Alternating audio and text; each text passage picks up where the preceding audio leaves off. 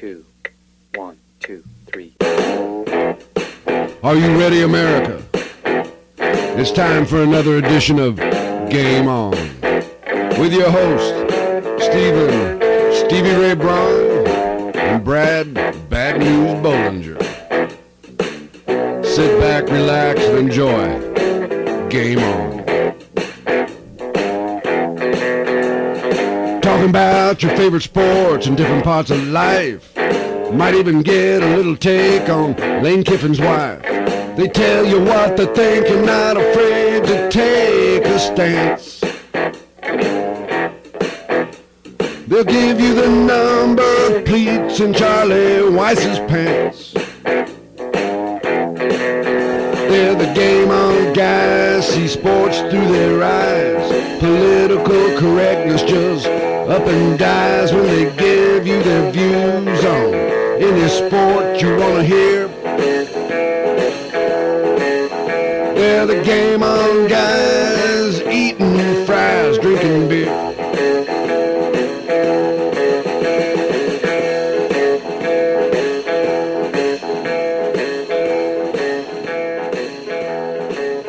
That's right, it is Game On. Steve Braun, Brad Bollinger. Glad you could join us on this Tuesday, September 3rd, 2024. I am Steve Braun. That is Brad Bollinger. Brad, how are you, my friend? I'm doing good. We're hanging in there. It's late at night right now, but we're working through our technical aspect of our show, and it's taking way too long for us to figure out like how to mirror a video and things like that. So it's kind of embarrassing, but other than that, pretty good. Does this mean we're old? No, I think I'm gonna go with like issues. I feel like every platform is different nowadays. So like, especially with the mirroring of video, like you have Zoom and you have Microsoft Teams, and like I feel like each platform has its own like unique thing. So it's just hard to figure out, but we're here. We're visual. You can hear us. That's all that matters. That is all that matters. Let's hop into it. College football week 1 officially complete as of yesterday, as games wrapped up. Jump around a couple different games. First got to hit the teams that are from our area. Oklahoma gets the 51-3 victory over Temple. Oklahoma State, a 44-20 victory over South Dakota State, in which the Jackrabbits didn't score until the second quarter and then piled on 2 more touchdowns in the second half. And then Tulsa, 62-28 victory over Northwestern State, the Demons. So all 3 Oklahoma teams go victorious in week 1. And Brad, if you jump around at different games throughout the college football scene, Oregon gets a 24-14 victory over FCS Idaho. We can dive into that here just a second. Notre Dame with a primetime victory over Texas A&M, 23-13. Georgia, 34-3 over Clemson. Could this be the final dagger in the Clemson, what was a dynasty there for a short-lived few years? Miami, 41-7 over Florida. Billy Napier better start working on that resume. And USC, 27-20 over LSU. And then finally, Florida State loses to Boston College, 28-13. A lot that went on, a lot of games in which the team that should have won took care of business, especially in the SEC. We saw a lot of those teams victorious, blowout victories. What was there a game or a storyline that stands out to you when it comes to college football this first week of the 2024 season? Yeah, it's kind of hard for me not to say Florida State. I mean, not only week 1, but week 0. I was watching Florida State, Boston College on Monday night, of course, on Labor Day. And the whole time as the game progressed, you're thinking, this can't be happening, right? Like, this was a must win. This was an automatic, like, rebound game. And they just kept looking like they did in week 0. DJU, my God, he's He's jumped from Clemson to Oregon State, now to Florida State. And physically, you look at the guy and you think, wow, this guy's got something. And then he gets out there during gameplay and he just turns into something completely unexpected, missing wide open receivers, making terrible decisions, holding on the ball too long, afraid to take off at times. It's just a mess. And the whole time as I watched Florida State in week 0 and week 1, all I can think about was, rewind to the last seconds that Jordan Travis was healthy last year. Florida State was on top of the world, right? They're thinking, okay, we're in this playoff. We got a great quarterback. We have a shot at a national championship. And then those last few seconds that they had hope, fast forward to now, and if you would have told them at that moment, like, this is going to be your future, they'd be like, what the hell happened? Absolute meltdown. And it's just thinking about all the NIL money spent on DJU, and, they really invested in that being their next guy, and it's just not panning out. I don't think it's going to pan out. I'm not sure what their backup situation is, but at some point you would think they might have to give it a look, right? Am I crazy to think that? I know that, you want to stick with your guy as long as you can, but when he's missing wide open touchdown throws from the 5-yard line, I just don't know what else you can say or do. It's like he's got the yips, but they're like permanent yips. That's just been his career. Yeah, you sent a text to me during that game last night, and you were like, is this the first player in DJ Uyunglele that has played for 3 different teams and has been a bust for all 3? And I threw out 2 names, Keaton Slovis and JT Daniels, but they didn't do it all at Power 5 schools or in some of the biggest games. They weren't, I don't know, there wasn't that expectation. They weren't this far in the spotlight on each program. Even Oregon State, I mean, he still had quite a spotlight. I mean, Pac-12, Yes. He still had quite a spotlight on him. They had some important games. And they were successful. Yeah. They won games. I mean, he raised their program in a sense. Like they won more with him there. But man, it's unbelievable. A 5-star guy. And it plays into, I mentioned the Clemson hot seat or the dynasty. Maybe that was the death nail for the dynasty, the loss to Georgia. But when you look back at it, it started with DJU and missing on that as a recruit. And then you go to Cade Klubnik, another miss at quarterback. And that's been the problem with Clemson. And now we're seeing it with Florida State. You asked about their backup. The backup quarterback is a redshirt freshman, Brock Glenn, 6'2", 215. I'm not certain if he was one of the guys that came in last year or not for them. He is from Covington, Tennessee. I feel like that might be the case. One of the guys that came in late last season. And I think you're right. At this point, you probably have to make a move. Well, what do you have to lose? I mean, you're 0-2. Yeah, you're 0-2, and both games you should have won.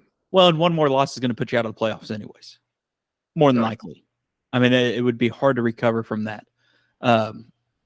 I need to go look at their schedule and see kind of. Well, they've still got. I mean, they still got Miami. They've got Memphis. They play Memphis. They host Memphis this week. Mm-hmm.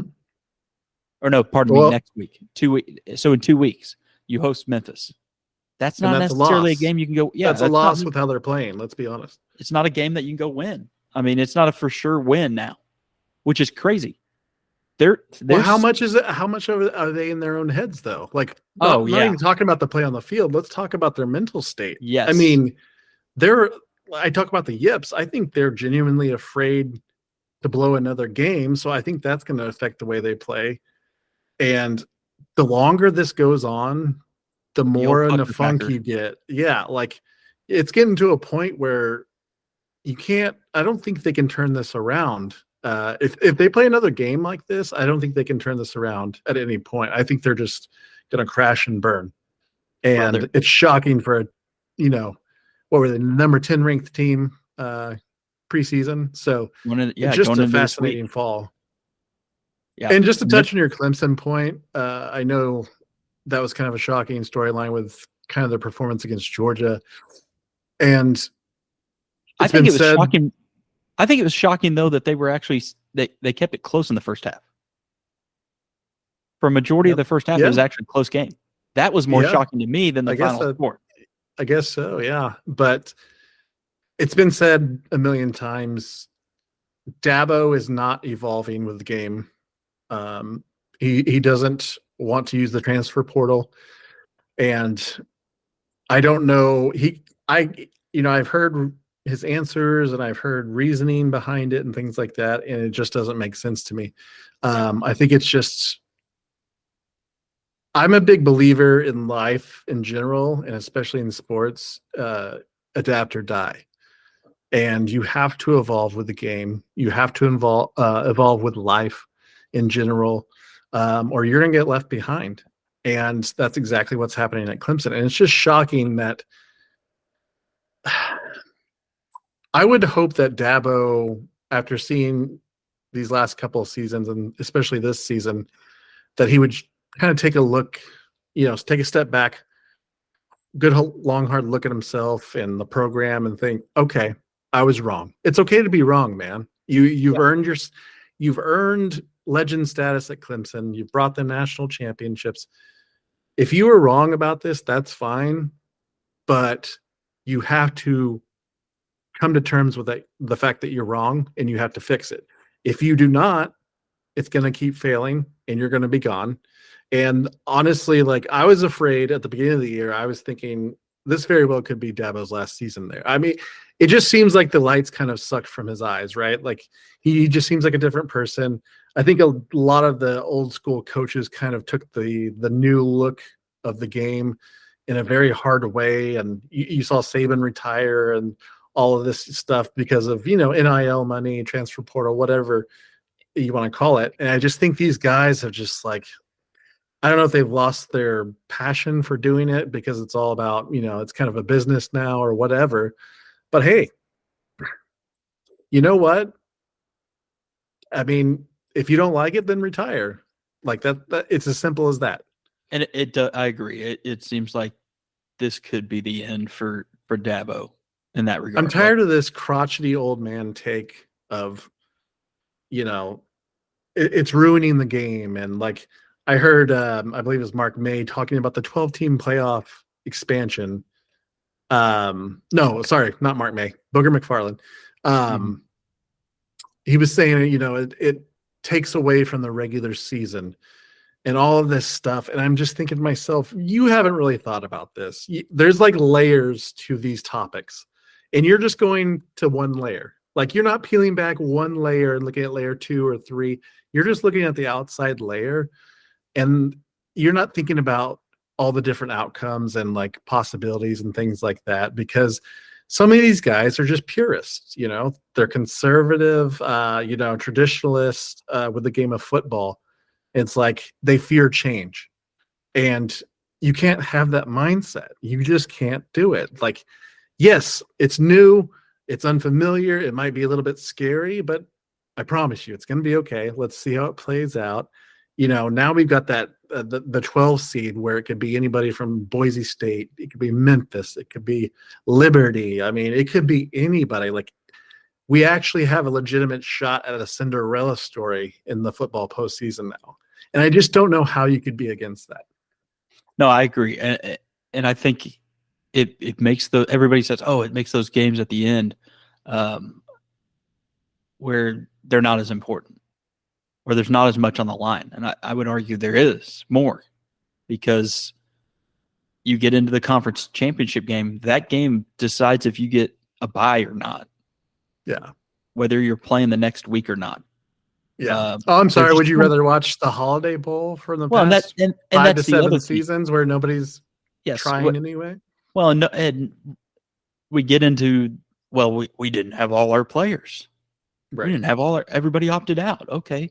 We're getting rid of that with this. Will that still occur? Sure. It will still occur with the teams that don't make the 12-team college football playoff. There's a lot of those, especially the Power 5, they're going to opt out. It makes sense for them. But we're at least going to get to see those guys from 12 to 8, Freshman even showcase, 6. man. Yeah. Yeah, those 12 to 6 teams are going to be able to. They're going to play all their starters. Going to play. They're going to show up, and it's going to be fun to see the depth. How it's going to truly come down to how much depth you have, which is why Georgia looks more impressive, more and more impressive as you move along.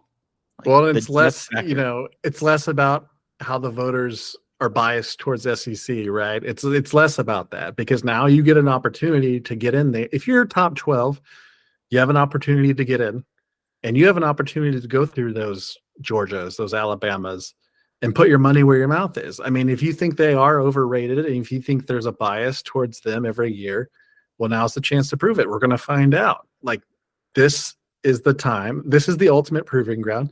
I love that the first round, those seeds get to host the playoff game. Think about those atmospheres. Like when you got guys like Booger McFarland talking about, it takes away from the regular season and the importance of those games. And it's like, can we imagine what it would be like for, Notre Dame to host a playoff game? I mean, because they're perennially going to be the 5 seed, right? Like they're going to have a great shot at being the 5 seed each year because those top 4 spots are going to go to those major conferences. And of course, Notre Dame being independent, it's probably not going to work out for them. So they're looking at, best case scenario, most seasons 5 seed, but hey, that's a playoff game they get to host. That's the best they can do. By rule, that is the best they can do because unless they join a conference, which they're not going to do. Yeah.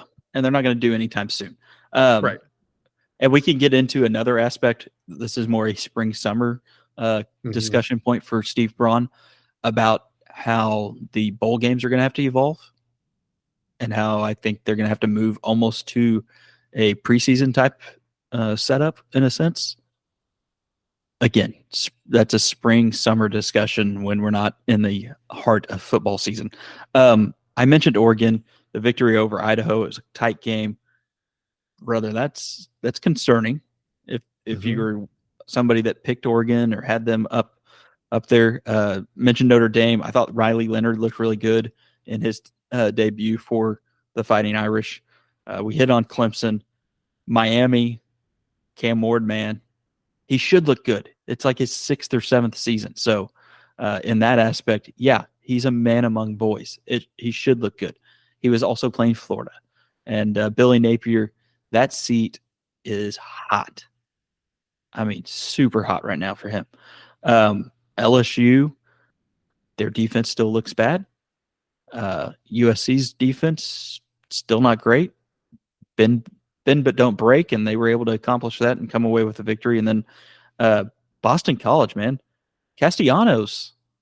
First of all, I had to go and look and see if BC is going to play on the CW. Because I don't know if you knew Tom Brenneman is going to be calling games on the CW. So I was like, Castellanos, potentially. And they don't. As of right now, they are not scheduled to be on a game there. We'll see as the season progresses. But he looked good. And I thought Scott Van Pelt made a really good point. He said, he reminds me of Kyler Murray. And I was like, yes, I see a lot of, there is some of that. Bill O'Brien with as the head coach, offensive coordinator. What can happen there? We know what his track record is when it comes to quarterback development and being an offensive coordinator.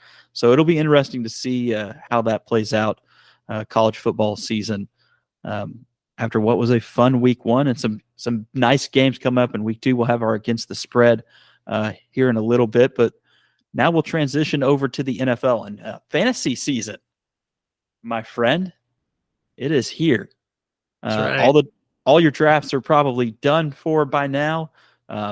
When you go to listen to this, the season may even be underway as we are set to kick off on Thursday night. Kansas City Chiefs, your defending Super Bowl champions, host the Baltimore Ravens, followed by a trip to Brazil, where the Green Bay Packers will play the Philadelphia Eagles.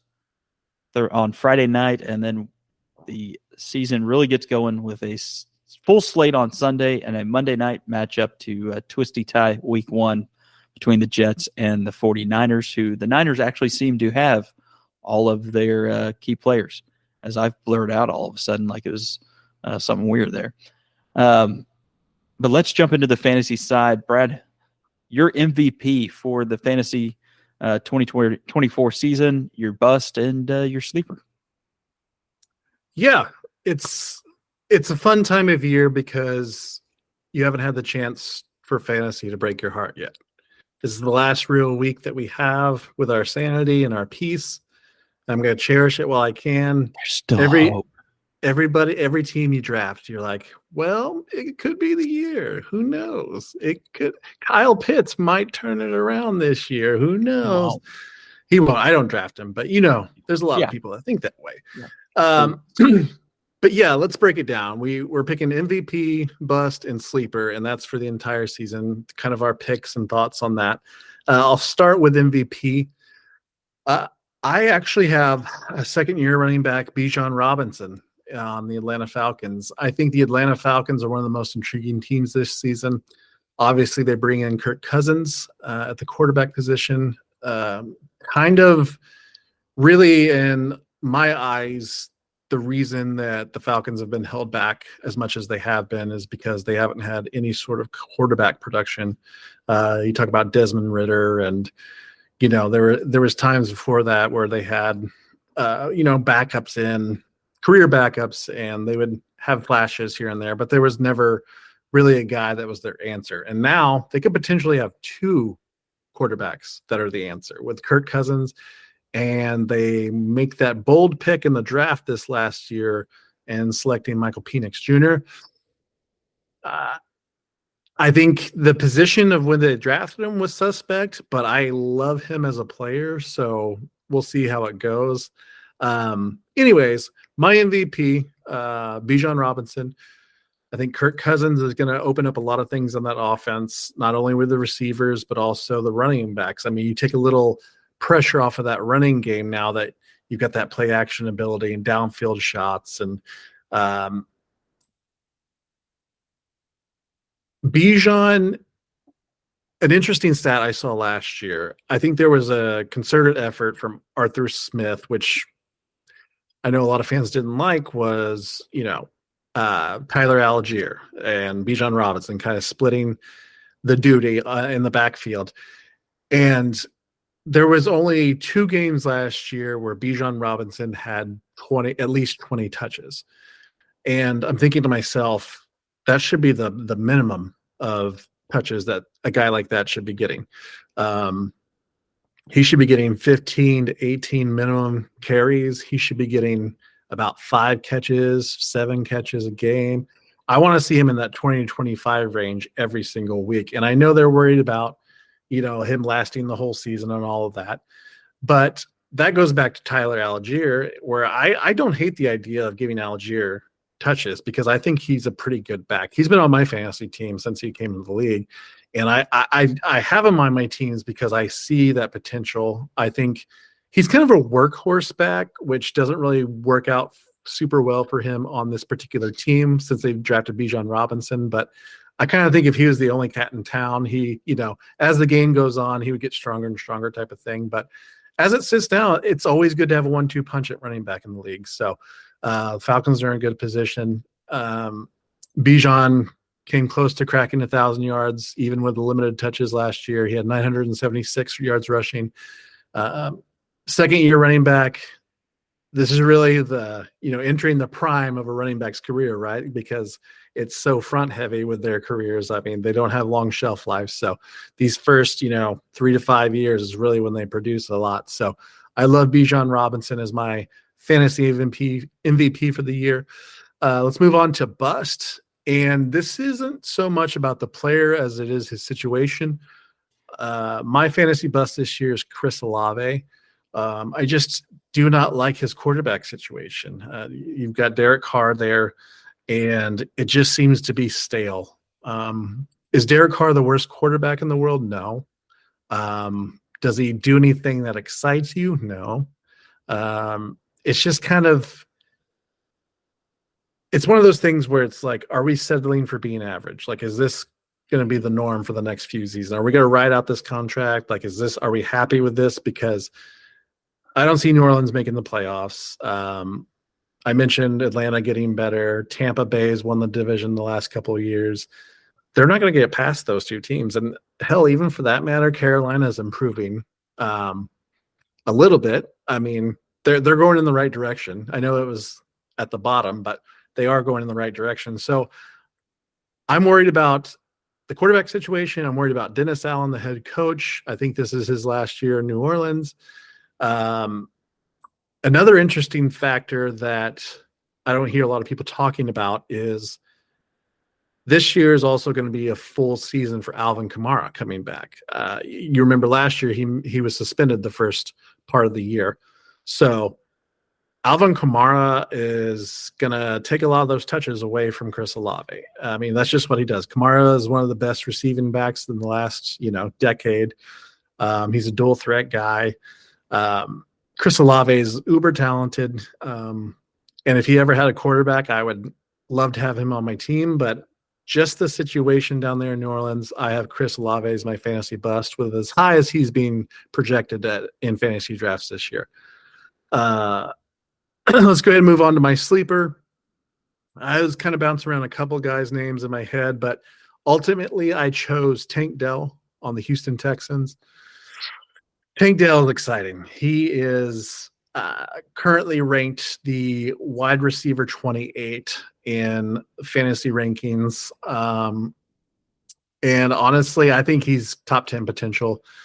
He only played 10 games last year. 6 of those 10 games, he scored 12 or more fantasy points. 3 of those 10 games, he scored 20 or more fantasy points. You break down the numbers with, you think about, okay, well, they got Nico Collins too and Stephon Diggs. Well, if you break down the numbers last year, when both Collins and Dell played, their production was pretty identical. And I think there's enough ball to go around down there in Houston, even though I know they have a ton more weapons this year, even with Mixon coming in. And, of course, Diggs, like I just mentioned. And can't forget about Dalton Schultz at tight end. But Tank Dell has been special to me since college. I've been a big Tank Dell guy my entire time of knowing him. And I kind of think, if you want to flip it on the other side of, well, Diggs could come in and take some touches away from him, I'm flipping that around and saying Stephon Diggs can come in and take some pressure off of Tank Dell and open up those long shots, those deep balls that Tank Dell can capitalize on even more. And you saw it, they had a quick preseason performance this year in one game. They had one drive, and CJ Stroud hits Tank Dell for a 34-yard touchdown. And boom, they're out of the game. They're like, that was good. We saw what we need to see. And so I'm not worried about the injury from last year. I still think he's an incredibly explosive young player. And I would almost guarantee Tank Dell will be in the top 10 wide receivers in fantasy this year. Yeah, I love Tank Dell. I'm right there with you. He's a guy that I tried to buy in all the leagues I'm in where I could. So he is a guy that I definitely agree with you there. And I did want to say the other one I'm thinking of, sorry to cut you off, but the other sleeper I was really considering choosing was Drake London from Atlanta. I know it's another Atlanta guy, but I think Drake London is uber talented. And again, we talk about the Carr situation in New Orleans.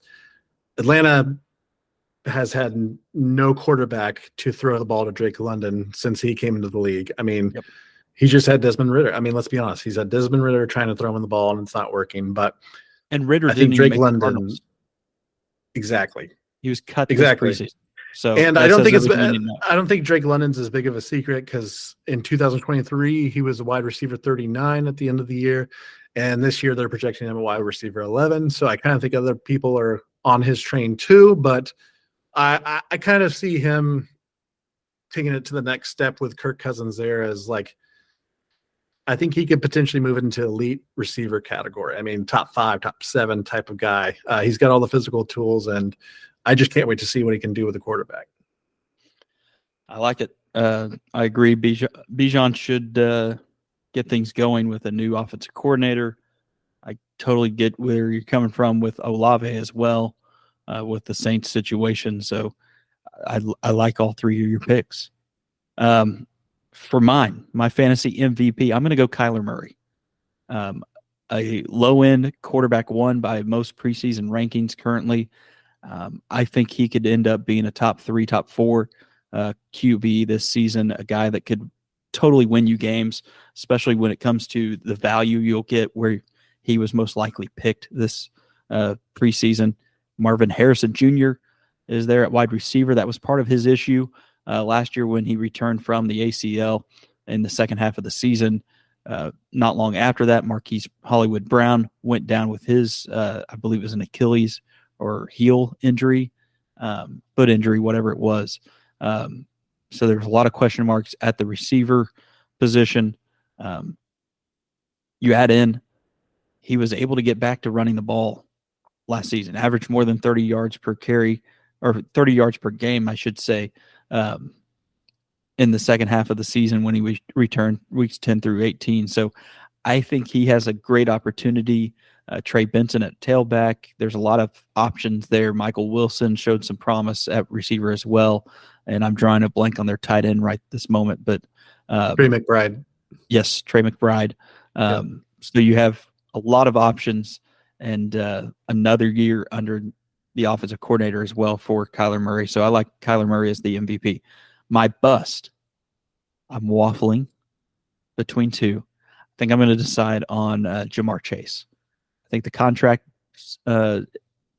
disagreement could play out for a few weeks potentially. That could play into the fact that he's not going to produce for a few weeks, and that hurts with where he was drafted. So I think in that regard, he could end up being a bust. And then when he does come back, who knows what he will look like?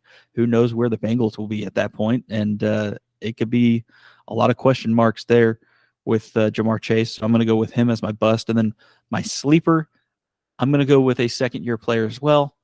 I'm going with Tyjae Sharp, excuse me.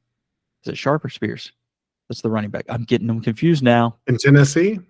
And they both played for Tennessee. There was a Tyjae. It's Tyjae Spears. That's the running back. Yeah. Tyjae Sharp. Correct. I wrote down Sharp because like 5 years ago there was the wide receiver Tyjae Sharp from UMass. That's where my brain goes sometimes. I apologize. Tyjae Spears from Tulane, the running back. That's who I wanted to go with as my sleeper. King Henry is gone. Right? He is gone. Will Levis, still a lot of question marks there. They brought in Tony Pollard, but we saw what he did last season with a Dallas Cowboys offensive line that's much better than what the Titans have. And with all of that, I think that's why you're going to see Tyjae Spears. Yes. Goodness. I think that's where you're going to see him be able to flourish. He showed signs of it last year in some different situations as they kind of started to, you could see that they were going to move away from Derrick Henry after last year. As that season progressed, you saw more of Tyjae, and I think he will flourish this season in what is an interesting AFC South. And we'll get into that here in a moment, but you look around that division at least, and there's a lot of opportunity. Yes, the Texans' defense is strong. Colts have some question marks. The Jags have question marks. That's 4 games right there. I think Tyjae could be a very dominant player for the Titans this year. I don't hate it. I like the Kyler Murray pick. Thank you. I think it's kind of been surprising at how far Kyler has dropped this year in fantasy drafts to me. I mean, he was injured last year. I mean, It's not like he didn't perform. He just wasn't playing the whole season. So I don't understand the drop in Kyler Murray. Like you said, he's got a brand new weapon now, the best receiver out of the last year's draft, one of the best receiver prospects in, the last 5 years. Trey McBride. I even like Michael Wilson. I thought Michael Wilson had quietly a good year last year while they were kind of trying to get through the year. And Arizona as a whole, I think the Cardinals are going to be a surprise team this year. I think they're going to be a lot better. I think they're going to be very competitive, and I think they're going to be pushing for a playoff spot. So I do love that pick. All right, let's move on to our NFL predictions as we will look at divisional winners, guess some wild cards, and then give you our Super Bowl champion prediction or matchup and the champion for 2024 NFL season. And I'll just go down the division, and then we can kind of throw out who we think for each one. AFC East, Brad, I'm going to go with the Miami Dolphins as my AFC East champions. AFC East is so fascinating to me this year. It is. I think you have three teams that could potentially win it. Patriots are not going to win it, so we can go ahead and throw them out. But Jets with Rodgers coming back. You've got the Buffalo Bills, who have owned the division for a while now, and the Miami Dolphins, the exciting, track meet that Dynamic is offense. Miami. Yep. Yes. And it's an entertaining division, and you could pick any one of those three teams that I would have been like, yeah, I get your point. So my pick for the AFC East, I'm actually going with the New York Jets, and that pains me because I'm not really an Aaron Rodgers fan, but everybody could see last year that the Jets had a great defense. They have some great weapons. They have one of the best running backs in the league, Breece Hall. They have one of the best receivers in the league, Garrett Wilson. They just have too many good weapons with, even if Aaron Rodgers is playing 80% of what he has been in his career, that's still going to be much better than Zach Wilson or any other backup quarterback you threw out there last year. So if Aaron Rodgers stays healthy, which I kind of think he will, I think he knows how to protect himself. He's a savvy vet, and I think he'll stay out of trouble. I mean, you can't guarantee that he'll avoid it. You never know, but I think he stays healthy, and I think the Jets get the division. In the East, you want to go ahead and move on to the AFC North? Sure. Go ahead. Okay. AFC North, I have the Baltimore Ravens. They're kind of one of those teams where it's you have to be the man, you have to beat the man. And until I see someone knock off the Ravens in that division, I can't in good faith pick anybody else. You've got the Cleveland Browns, who are always competitive. That defensive side of the ball is pretty scary. They cause a lot of havoc. Myles Garrett, Denzel Ward, yada yada. Offensive side of the ball for the Browns is kind of questionable. I mean, I won't get started on Deshaun Watson because that'll take me on a 30-minute rant. But Nick Chubb, PUP list this year, starting out. Who knows when he'll come back? That was a nasty injury Chubb suffered last year.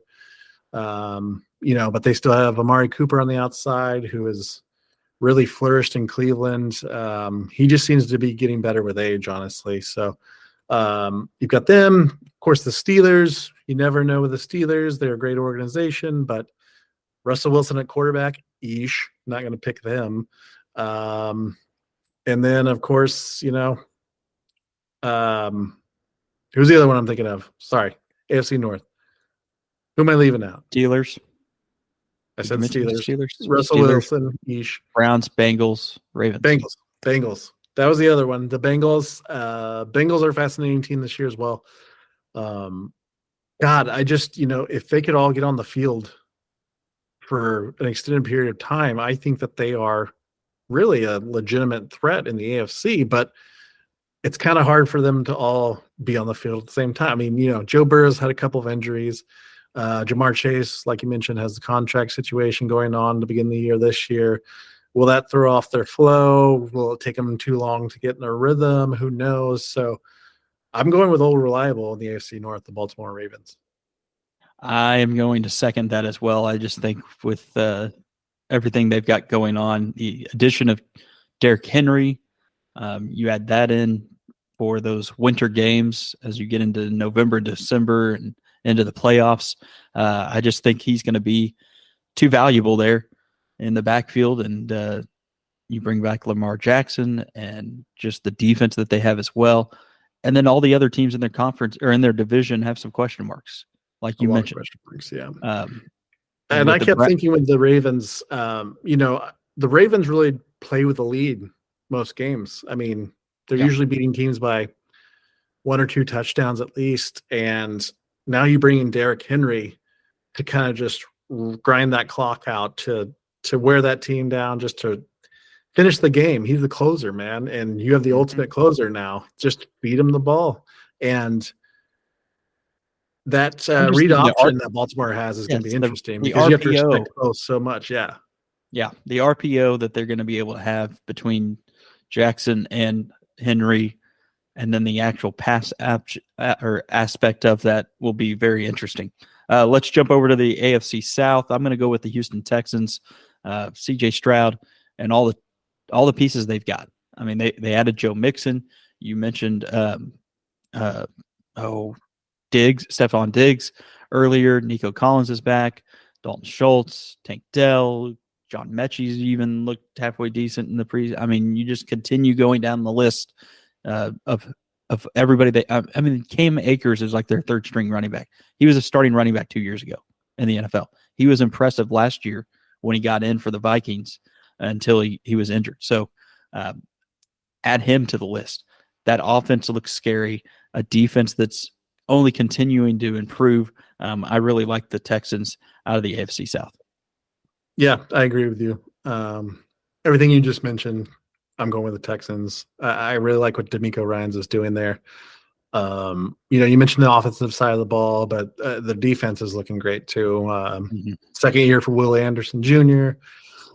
I think they're a complete football team, and we saw what they did last year with low expectations, and now they're even better than they were last year. And if CJ Stroud is the same quarterback he was in his rookie season, I don't know how they can be stopped in that division. Yeah, I completely agree. Let's jump over to the AFC West. I'm going to go with the Chiefs. I'll let you go as well. This will be a quick one. Kansas City Chiefs. No real explanation needed. I mean, you can talk about them adding Xavier Worthy, Hollywood Brown, whatever you want to justify the pick for. You don't really need to, because it's pretty self-explanatory. Yeah. Defending Super Bowl champions and looking for a three-peat, and until they get knocked off, I think you have to put them in that slot. AFC wild card, who do you have? Yeah, my 3 wild card picks are the Buffalo Bills, the Cincinnati Bengals, and my third one's a little bit of a surprise. I'm going with the Los Angeles Chargers.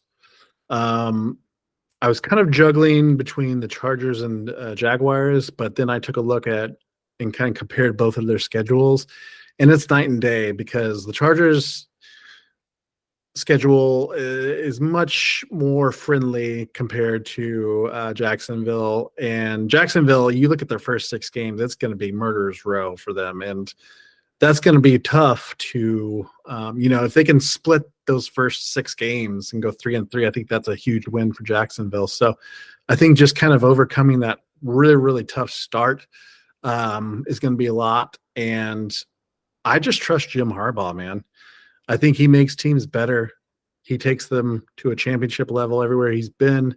Now he's got the best quarterback he's ever had in his life, Justin Herbert. I know they kind of cleaned out their wide receiver room. There's a lot of question marks there, but honestly, I have faith in Josh Palmer. I think he finished the year strong last year. I think he's got some talent. They draft Vlad McConkey, bringing him in. I think a lot of people have high expectations for him to kind of step in and fill some of that gap. And in the backfield, an interesting storyline with them, I think, will be J.K. Dobbins' health. He's never been able to stay healthy, but maybe this year. You never know. And if he does, I think that just kind of puts them over to that next, step of playoff. And I think, they could potentially challenge for, I don't know, I don't want to say the division, but I think they could push Kansas City a little bit more than they've been used to the past couple of seasons. I'm buying stock on the Chargers right now. No, I completely understand that. They were one of the teams that I was kind of waffling in between. My wild card, I'm going the Bengals, the Jets, and I'm going to homer out. I'm going to go to the Colts, sneak in that 7th spot.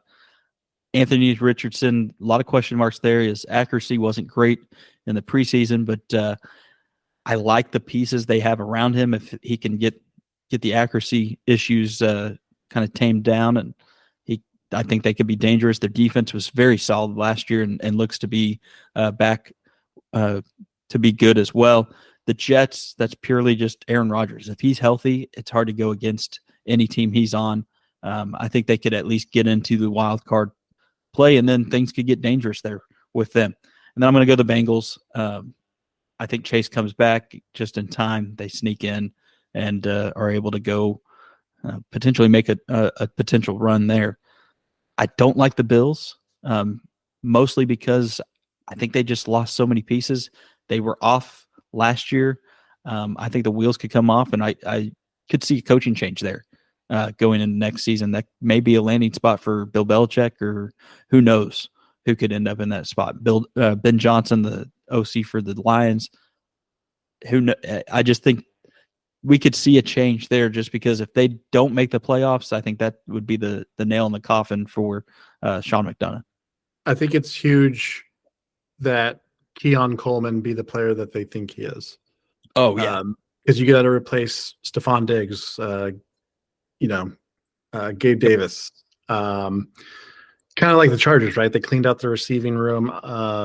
But I'm such a fan. Is one of the men. Shakir, he can be a nice slot receiver and that type of guy. But if Keon Coleman's a number one guy, then I think they kind of maintain their place as a playoff team, because I really love, as you know, we've talked about this, but I love Dalton Kincaid. I think he's honestly, he's pretty much a receiver. They have Dalton Knox at tight end as well, and I think they can just kind of play both of them on the field a lot. I think Dalton Knox can be more of that traditional tight end, and you can spread Dalton Kincaid out a little bit more and get him out in space. And like I said, if Keon Coleman is if he's a good player, then I think the Bills will be fine. But if not, they could be lacking. So I could see it going either way. All right, let's hop over to the NFC. Start out in the NFC East. I'm going to go with the Dallas Cowboys. I just think they're going to be able to get things figured out there. 3 consecutive 12-win seasons. I think another one's coming at least, or around there, and that they could come away with the NFC East victory, especially with how the Eagles finished last season. I think there's some question marks there on what's going on exactly, and could I be totally wrong? Yes, I'm relying on the Dallas Cowboys and Jerry Jones. So, of course, there's a great potential of that failing. Absolutely. And it's funny because my pick for the NFC East is the Philadelphia Eagles. And could I be wrong? Absolutely. But from a pure talent standpoint, Eagles have the best roster by far in that division. Couple things worry me about the Cowboys this season. You mentioned Jamar Chase's contract situation. CeeDee Lamb had a similar preseason contract discussion holdout. And I'm not so much worried about the CeeDee Lamb aspect of it as just kind of a general fatigue of contract negotiation talks every single offseason with the Dallas Cowboys. It seems like, I don't know how, but every offseason it seems like Dak's due for the contract and they never get it done, and it just keeps getting delayed. I know he got a contract, but it just seems like there's always that talk of, well, is Dak going to get the next contract? And you talk about, they can't keep Dak, they can't keep CeeDee Lamb, and they can't keep Micah Parsons. They can't keep that 3 superstar core moving forward. And I kind of just think that just general fatigue of just the constant off the field distraction of Jerry Jones. It's always the Jerry Jones show, right? It's always got to be about him. Yep. The Vince McMahon of the NFL, right? Until he's gone, they're never going to get to their maximum potential. And I just can't, in good faith, pick them ever because of that. And Completely That understand. running back room scares the hell out of me. The running Oh, back yeah. room Yeah. is much to be desired. Do you bring back Ezekiel Elliott for whatever reason? Rico You throw Dowdle. in Dalvin Cook. Might have been cool 4 or 5 years ago, but Saw a right video now, of him working out, though. He looked scary. well, I hope so, because he didn't do I anything. did draft him about 3 seasons and he didn't do anything. So Yeah. I kind of fear that they're going to have to throw the ball around 50 times a game again, and kind of be one dimensional, which I mean has been good enough for you, like you said, multiple 12-win seasons and playoff appearances. But at some point, I just think it's going to wear off. I think they can't sustain what they're doing right now, and I think Mike McCarthy very well could be one of those coaches that is looking for a job next season. No doubt about it. Let's move on to the NFC North. I'm going to go with the Green Bay Packers. Jordan Love. I like what they did last season, and I think they can continue that momentum into this year. Yeah, love the Packers. They really finished the year strong and honestly it seems like they changed the trajectory of that franchise just in that last part of that season with how they played. My pick for the NFC North, though, is the Detroit Lions. Honestly, I think they were the best team in the NFC last year. I think they should have won the NFC Championship. A couple of unlucky bounces, I guess you could say, in that title game against the 49ers and cost them the game. And I think they come back this year and pick up where they left off. I'm really high on the Lions this year, but the Lions, Packers, Bears dynamic of the NFC North is going to be really entertaining. All right, NFC South. I've got the Tampa Bay Bucks. Ooh, like it. I appreciate that. I'm going to go ahead and pick the Atlanta Falcons. I'm going to jump on the bandwagon there. You look at what the Falcons did in the offseason. Obviously, like I mentioned before, they bring in Kirk Cousins and draft a great young rookie quarterback. Bijan's second year, I think, like I said, he's going to take off. Drake London, exciting. Some people think Kyle Pitts might actually catch a ball or two this year. I don't, but hey, people can dream, right? And kind of like a random off-season, preseason, before the season acquisition, they just casually add Matthew Judon from the Patriots, right? Mm-hmm. To bolster that defensive front. And they're dangerous. On paper, they are very dangerous. If Kirk Cousins comes back, kind of like Aaron Rodgers, right? Like it's one of those injuries that you're not sure. I mean, maybe it could be the end for him, but if he comes back and is anywhere close to what he normally plays as, then it puts him in a prime position to win. Especially that division where I think it's disrespected, that division. But I also get the kind of the criticisms of kind of the bottom of that division. I totally get, but you saw last year, I mean, Tampa Bay was one of the final 8 teams in the league, in the playoffs. So I think you got to start putting more respect on Tampa Bay and now the Atlanta Falcons. Carolina, I think they're trying to make moves to get better. We'll see how that goes this year, but those top 2 teams, I think you really do have to respect and look out for them this year. Yeah, I like the Falcons as well. I think that could be a tight race for that NFC South. Move on to the West. Pretty simple. San Francisco 49ers. Ditto. All right. And then wild card. Okay, wild card. First wild card team I have. I think they do push the 49ers, but ultimately I think they end up in the wild card spot. Wild card spot. Los Angeles Rams. I think people forgot about the Rams last year, and you saw kind of what they did. Kind of like the Packers, right? That momentum they had at the end of the year, they started looking like the old Rams. Puka Nakua, Cooper Kupp now, Kyron Williams in the backfield.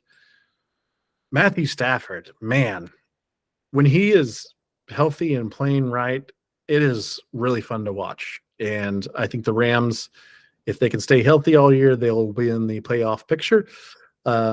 Next team in the wild card, I have the Green Bay Packers.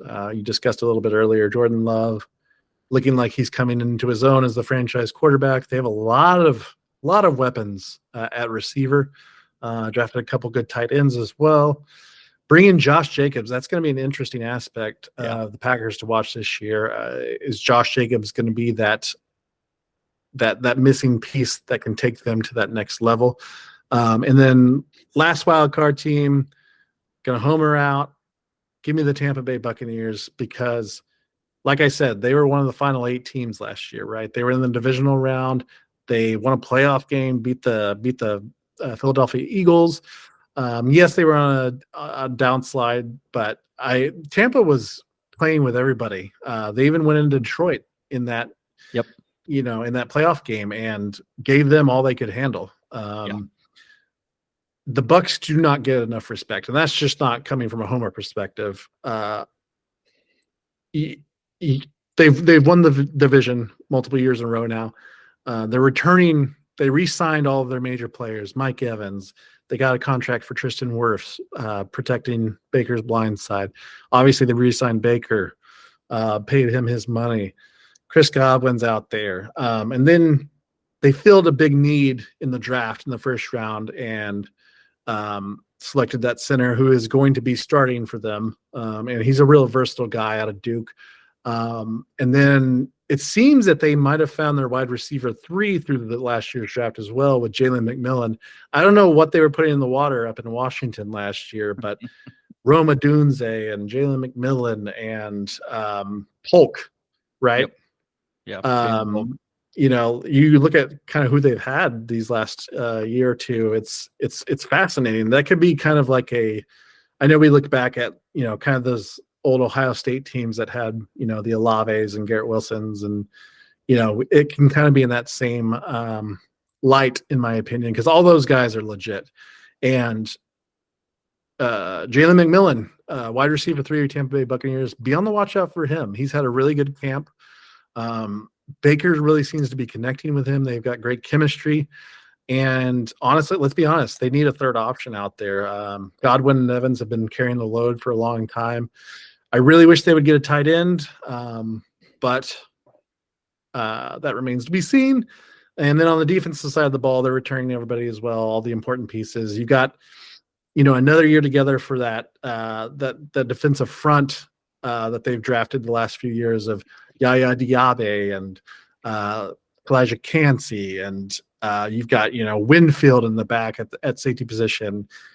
They just returned everybody from a good playoff team, and they have another year together to keep building that chemistry. Baker came in last year, nobody knew how it was going to go, right? And they kind of had to work throughout the year to build that chemistry together. I think it took a little while for him and Mike Evans to connect, but once they did, you saw how it clicked. And now they had a whole off season together, a whole nother training camp. I just think they're another year advanced as far as chemistry and knowing each other. And hey, I think they're going on the radar, which is also plays into their advantage. Yeah, and they brought in Liam Cohen, the offensive coordinator from Kentucky, who was previously with the Los Angeles Rams. When Baker came in and had that unbelievable contest where he showed up on a Tuesday night and played on a Thursday night. So there's chemistry there. Cohen obviously knows what works best for Baker, and Baker knows kind of that scheme and what they want to accomplish there. So I think that's another added dynamic to the Bucs. And you're right. You're absolutely right. Great point. And one guy I forgot to mention, Bucky Irving out of Oregon. A small running back, but man, he is explosive. And, you could kind of put him in that, not to stereotype, but like Darren Sproles type of role, that little shifty back out of the backfield. Baker finds him on the wheel route or whatever it may be. really, I just feel like they just kind of shirt up all their kind of holes, except for tight end, really. But like, I feel like they got better. They re-signed all the important pieces, and then they got better at kind of the weaker spots. So I'm excited to watch them. I agree. All right, let's Super Bowl picks. Who you got? All right, this is going to be a fun one. It might not be what anybody's expecting, but for the Super Bowl, I have the Detroit Lions against the Houston Texans. A big stat that stuck out to me real quick about the Detroit Lions. Steve, how many weeks are in the NFL season? 17 that they play, right? Right. 18 total, one 18 bye week, total. so they have 17 games. You're correct. Do you know how many of those 17 games that Detroit is playing, how many of those games are going to be indoors? Of the 17, I'm going to guess 12. 14 of 17 games are going to Okay. be indoors. And when you talk about an offense as explosive as Detroit, not having to worry about that sloppy weather outside and slowing it down and trying to get physical and pound it, which they have the ability to do. Let's be honest. They can run the ball pretty well, but they like to be that explosive team. And I saw that, and it just blew my mind because I got to thinking, the wheels got to spinning. Like I said, I think they could have easily won the NFC Championship last year against the 49ers. There was just, if you remember that Ayuk bounce off a defender last year, and Ayuk had that incredible catch, it's just like the bounce of the ball and like a couple of bad breaks here and there for the Lions, or else they would have been in the Super Bowl playing the Chiefs. So the 14 out of 17 blew my mind, and I think that's only going to help what they want to do. I don't know. I'm so fully bought into this Detroit Lions team. I think Dan Campbell might be, when all said and done, like the coach of the decade. If we make it to the 10-year mark with him, I think he could be like one of the most amazing coaching jobs that we've ever seen. Oh yeah. If this keeps playing out the way it has so far. I mean, he's already got Detroit to, levels that they haven't been in, God knows, 70 years. Ever. Yeah. And then the Texans, of course, kind of what we touched on earlier, if they're playing like they did last year, and now they have all these new pieces thrown in there, man, they looked ready last year. They competed. They didn't get, bounced from the playoffs in an embarrassing way. They were competing the whole way. They won a playoff game. I mean, that was with no expectations. And now they have all these expectations and all these fun new pieces to play with. Kansas City, I know that is hard to pick against, but a three-peat is, I don't think it can happen because there's just too many things that can go wrong that's out of their control. I mean, you talk about injuries and you talk about bad bounces like the Detroit Lions, and I just think winning a Super Bowl is hard enough as it is, but winning 3 in a row is damn near impossible. So I was kind of looking for another team that I think had the talent to kind of potentially beat Kansas City, and I landed on the Texans. I think that's fair, man. I like those two picks. Who do you have winning it all? I have the Detroit Lions winning the Super Bowl, and it feels weird to say that, and it feels weird to have confidence in saying that, but I fully believe that they could be the best team this year. I see the Texans as kind of that Cincinnati Bengal type of run from a few years ago when Joe Burrow got them to the Super Bowl. I kind of see the same type of season for the Texans. Hopefully they can all stay healthy and keep building on it in the next years. But I think Texans' next step of getting to the Super Bowl, I think they'd be ecstatic with that, obviously, and I think it'd be a major success for them. But it just feels like the Detroit Lions' time, especially in the NFC. It feels like it's their time. 49ers might be winding down as far as, we talk about the Cowboys having to pay everybody. 49ers got to pay everybody too, and you just can't pay every single person. So they're going to have to make some decisions coming up. But Yeah, man, give me the Lions to win the Super Bowl. All right, man. I am going to go with the rematch of this year's Super Bowl. I know, boring, lame. I'm going to go the 49ers and the Chiefs, and I will actually take the 49ers to win this year for the Super Bowl. I just think all the pieces that they have, getting Trent Williams signed today to an extension is huge. They took care of Ayuk.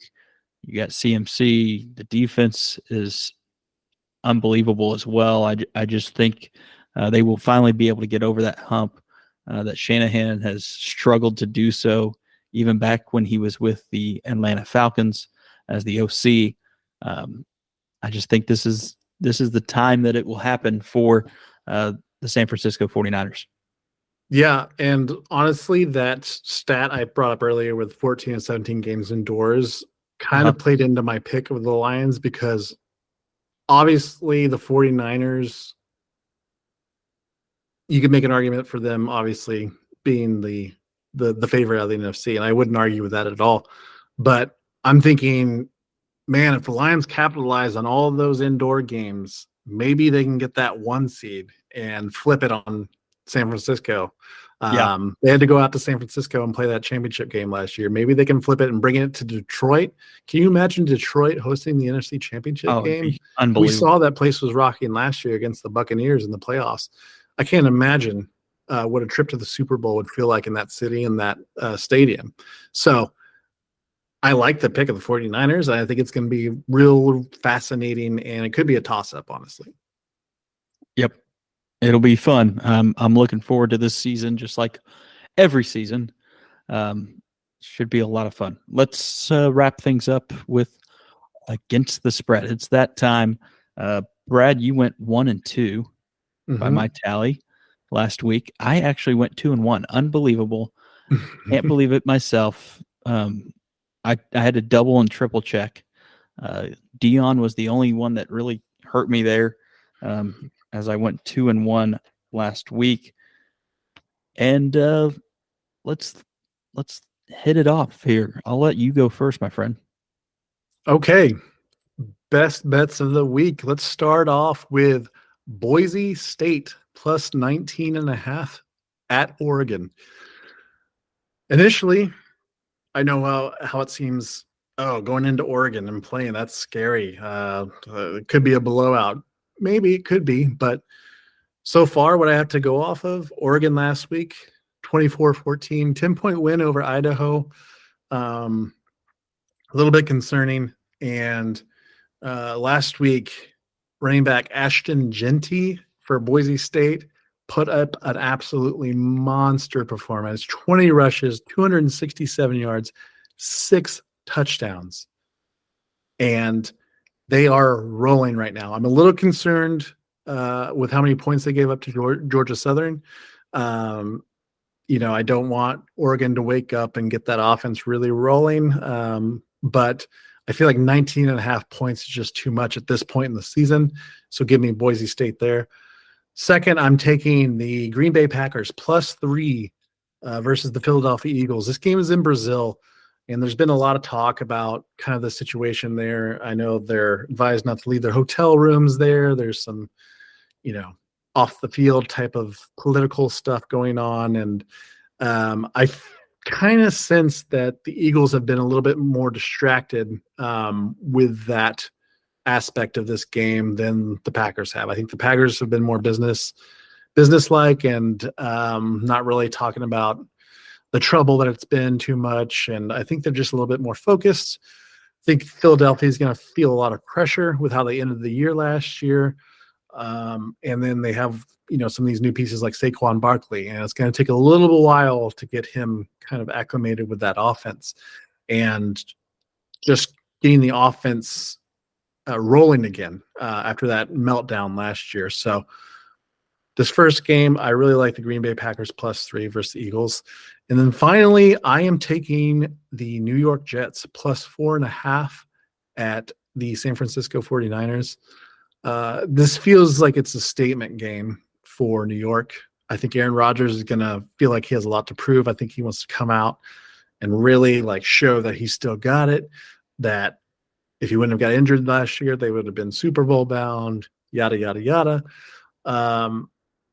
And I touched on a little bit earlier, they're as of today, they were still not officially signed to Trent Williams. I know it's about to be done if it's not done already, and I'm sure he will be out in the field for this first game. But I think the Ayuk situation, Trent Williams situation, might take them a little bit to get back in football shape, and just a general slow start. So I really like the half point there. 4.5 really opens up a lot of possibilities. Plus 4.5 for the Jets. 49ers could still win, but I think the Jets are going to keep it close. 3 dogs for you, huh? 3 road dogs, yes. Man, you are living on the edge, my friend. Trying to come back, trying to turn things around. Yes, the insurmountable lead you have. I have to pick some crazy. I mean, you do. You have to really go out on a limb here. 3 road dogs. All right, my against the spread, as we move into a winner's picks. I get to say that right now because it's not going to last. Let's just be honest here. It's been a while. All right. It's been a long while. All right. My against the spread, I'm going to go all Big 12 here. Taking Oklahoma State minus 7.5 versus Arkansas. That an 11 o'clock game on ABC. All I got to say is this ain't Pine Bluff. I think what we saw from Oklahoma State, talked about it last week when I picked them as well against South Dakota State. All the pieces, Ollie Gordon, enough said. Let's jump over to Kansas minus 5 at Illinois. Jalen Daniels will play, which is something you can't say come October, so I like their chances there. And then to wrap things up, I'm going to go with number 17, Kansas State minus 10 at Tulane. Avery Johnson, 153 passing yards, 2 touchdowns and an interception last week. Also had 3 carries for 37 yards. I think going up against a Tulane team that was less than lackluster heading into this season with a lot lost with Willie Fritz leaving, I like the Wildcats in that one. So Oklahoma State minus 7.5, Kansas minus 5, and K-State minus 10 are my picks against the spread this week. Quick bonus question for you on against the spread. How do you feel about the Colorado-Nebraska game? Because I know you picked Colorado last week. How do you feel about that spread this week? Oh, I didn't even see. What is that spread? I believe it's Colorado plus Let's 7.5. see. I've got it pulled up here. I thought I had it pulled up. Maybe not. Oh, I don't know how to feel.